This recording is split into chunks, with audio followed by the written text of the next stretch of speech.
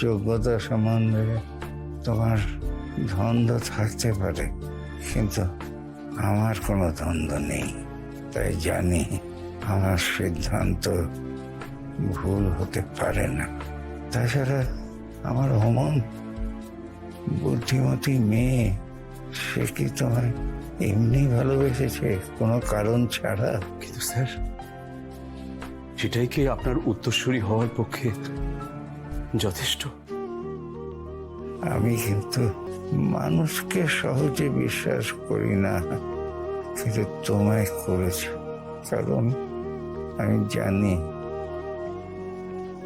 তুমি আমার জায়গা নিতে পারবে। না স্যার, কখনো না। আমি এটা কোনোদিন পারবো না। পারবে বীরেন্দ্র, তুমি সব কিছু সামলে নিতে পারবে। ললিতা হয়তো এখন তোমার আর নন্দিতার বিয়ে নিয়ে অসন্তোষ প্রকাশ করছে, কিন্তু দেখো, খুব শিগগিরই ও তোমাকে জামাই বলে মেনে নেবে। তুমি স্যার, আপনি আর কথা বলবেন না। মাস্কটা লাগিয়ে আপনি বিশ্রাম নিন। স্যার, আমি জানি আপনার সব কথা একদিন সত্যি হবে। অন্তত সেই দিনটা দেখার জন্য আপনি সুস্থ থাকুন। আপনি এখন বিশ্রাম নিন। আমি আসবো, কাল আবার আসবো।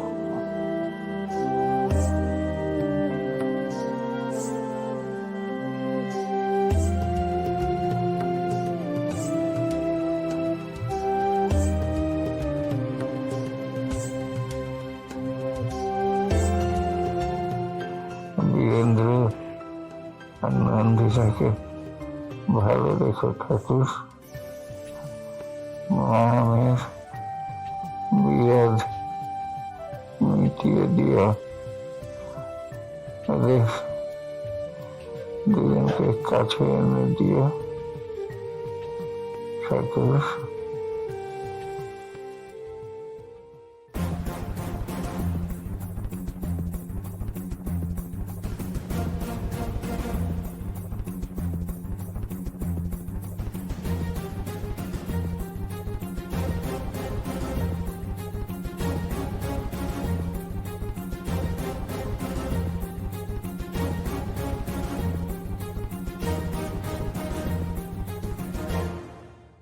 স্যার,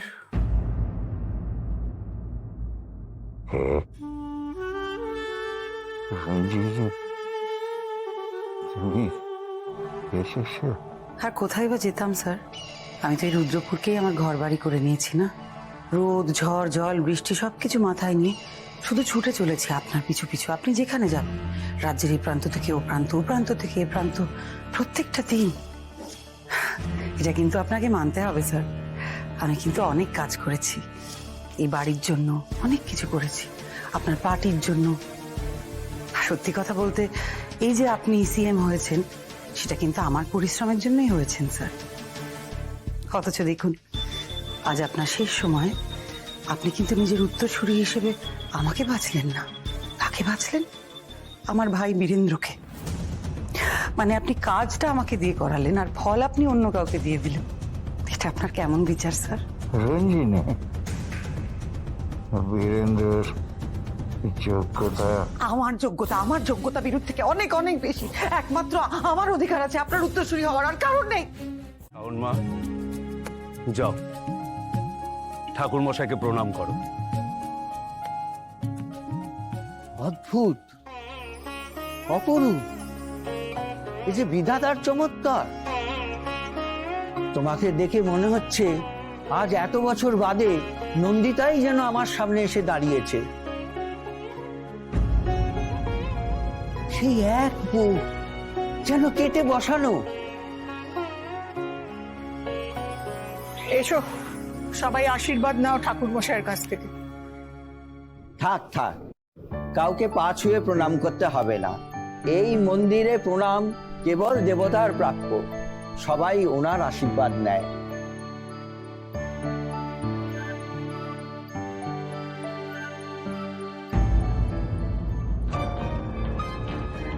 রঞ্জিনী, অমিতেশ বাবু যেদিন চলে গেলেন সেদিন তুমি রুদ্রপুরে এসেছিলে, তাই না?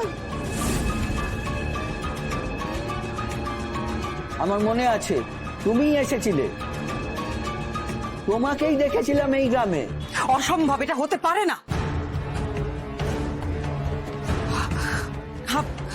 ঠাকুর মশাই, আপনার কোথাও ভুল হয়েছে, আপনি ভুল দেখেছেন। রঞ্জিনী ম্যাডাম এই সামান্য কথা এত অস্থির হয়ে উঠলেন। এটা কি করে সম্ভব? আমি তো এখানে ছিলামই না। আমি তো অনেক পরে জানতে পেরেছি যে স্যার আর নেই। কি তাই না বীরু, বল? হ্যাঁ ঠাকুর মশাই, দিদি ঠিকই বলছে। সেদিন স্যারকে দেখতে আমি একাই এসেছিলাম, দিদি আসেনি।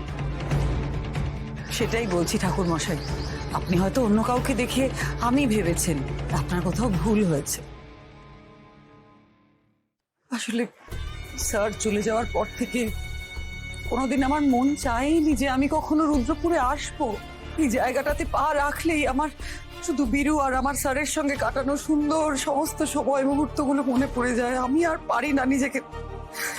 সত্যি কথা বলতে কি, স্যার চলে যাওয়ার পর থেকে আমার নিজেকে অভিভাবকহীন অনাথের মতোই লাগতো। আমি এক মুহূর্ত এখানে থাকতে পারতাম না। আমার এমন দিশেহারা লাগতো যে আমি দেখলাম না, আমি এখানে থাকতে পারবো না। কিন্তু আমি যে, কে জানে, হবে হয়তো আমারই দেখার ভুল। যাকগে, পুজোর সময় শুরু হয়ে গেছে, আর দেরি করা ঠিক হবে না।